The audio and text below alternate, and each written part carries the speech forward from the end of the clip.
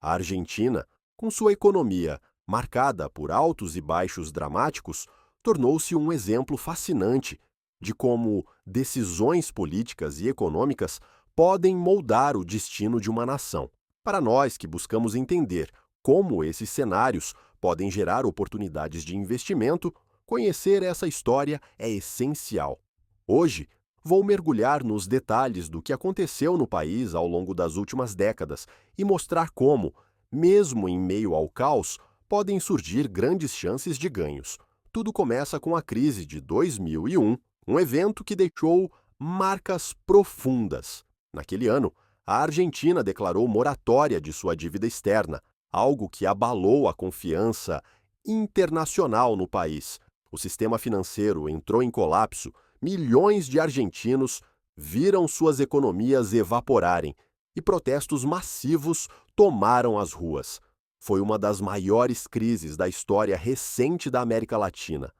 Diante desse cenário devastador, em 2003, Néstor Kirchner assumiu a presidência. Ele herdou um país quebrado, mas conseguiu reverter parte do desastre com medidas ousadas. Renegociou a dívida externa, obtendo descontos expressivos e nacionalizou setores estratégicos. Além disso, a economia se beneficiou de um boom nos preços das commodities, soja, carne bovina e outros produtos de exportação, que trouxe um crescimento acelerado e ajudou o país a se reerguer. Esse momento de alívio, no entanto, foi seguido por um período de políticas que geraram muitos problemas a médio e longo prazo.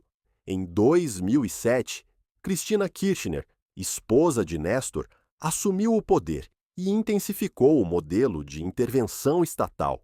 Durante seus mandatos, o controle cambial foi instituído para limitar a compra de dólares, em uma tentativa de proteger as reservas do país e estabilizar o peso. Subsídios massivos foram direcionados a setores como energia e transporte, reduzindo os custos para os consumidores, mas drenando os cofres públicos. Outro ponto que marcou o governo de Cristina foi a manipulação de estatísticas econômicas pelo INDEC, especialmente dos índices de inflação, que minaram a credibilidade do governo. Combinado a isso, houve um aumento descontrolado dos gastos públicos, frequentemente financiados pela impressão de dinheiro, o que gerou um ciclo inflacionário crescente. Mesmo com esses problemas se acumulando, Cristina foi reeleita em 2011 com ampla maioria. No entanto, durante o segundo mandato, a situação econômica piorou drasticamente.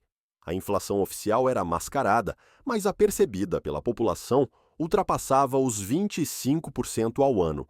O peso continuava perdendo valor, o que estimulava a fuga de capitais, enquanto a dívida interna crescia. Em 2015, Maurício Macri chegou ao poder com um discurso de mudança. Ele prometia reformas liberais para corrigir os desequilíbrios econômicos do país, mas sua tarefa não era simples. O governo Macri removeu controles cambiais e tentou atrair investimentos externos, mas enfrentou uma economia fragilizada e uma inflação persistentemente alta que ultrapassou 40% em alguns períodos. Macri também adotou políticas de endividamento externo, muitas vezes em dólares, na tentativa de financiar os déficits e estabilizar o país. No entanto, isso só agravou a vulnerabilidade da economia argentina. Em 2018, com as finanças se deteriorando rapidamente, o governo recorreu ao FMI para um resgate histórico de 57 bilhões de dólares. Esse pacote veio acompanhado de exigências de austeridade, como cortes nos gastos públicos e ajustes fiscais. Apesar de algumas melhorias pontuais, como a redução de subsídios que distorciam o mercado, Macri não conseguiu estabilizar a economia. Em 2019, a inflação ultrapassou 50%, a pobreza atingiu 35% da população e o desemprego aumentou. Esse ambiente de frustração levou ao retorno de Cristina Kirchner ao poder, desta vez como vice-presidente, de Alberto Fernandes.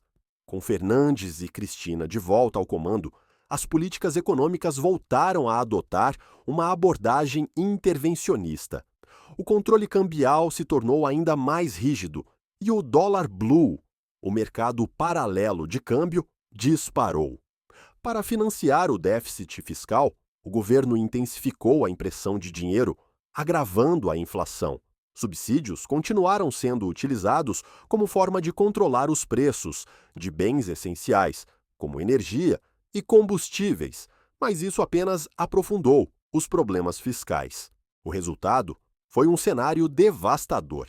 Em 2023, a inflação anual ultrapassou 140%, tornando o peso uma das moedas mais desvalorizadas do mundo. Mais de 40% da população vivia em situação de pobreza, e a desconfiança internacional em relação à capacidade de pagamento da dívida externa continuava alta. Nesse contexto de colapso, Javier Milei surgiu como uma figura disruptiva. Economista de orientação libertária, Milei foi eleito presidente em 2023, prometendo romper com o sistema tradicional. Suas propostas incluem a dolarização completa da economia, a extinção do Banco Central e cortes massivos no setor público. Ele também defende a privatização de empresas estatais e a abertura do mercado argentino, de forma radical, enquanto alguns veem suas ideias como uma chance de reverter décadas de políticas desastrosas, outros temem os impactos sociais e as dificuldades de implementação. A Argentina está, mais uma vez, em um ponto de inflexão. Agora, você deve estar se perguntando o que tudo isso significa para quem deseja investir. Apesar dos enormes riscos, a crise argentina também traz oportunidades interessantes. Primeiro foi o dólar futuro, pois com e desvalorização acelerada do peso, muitos investidores estão protegendo seus recursos em ativos dolarizados. Em segundo lugar, temos os títulos públicos, porque a alta dos juros faz com que o governo ofereça taxas atrativas, mas o risco de calote é extremamente elevado. Imóveis e terras também são uma ótima oportunidade devido à desvalorização do peso. Bens reais na Argentina estão baratos para investidores estrangeiros, especialmente em dólares. E por último, temo as ações argentinas, já que algumas empresas locais conseguem operar bem, mesmo em um ambiente adverso, e podem estar subvalorizadas. No entanto, é importante lembrar que investir na Argentina exige conhecimento aprofundado, paciência e uma tolerância ao risco acima da média. O ambiente é desafiador, mas, como a história nos mostra, grandes crises, muitas vezes, escondem grandes oportunidades.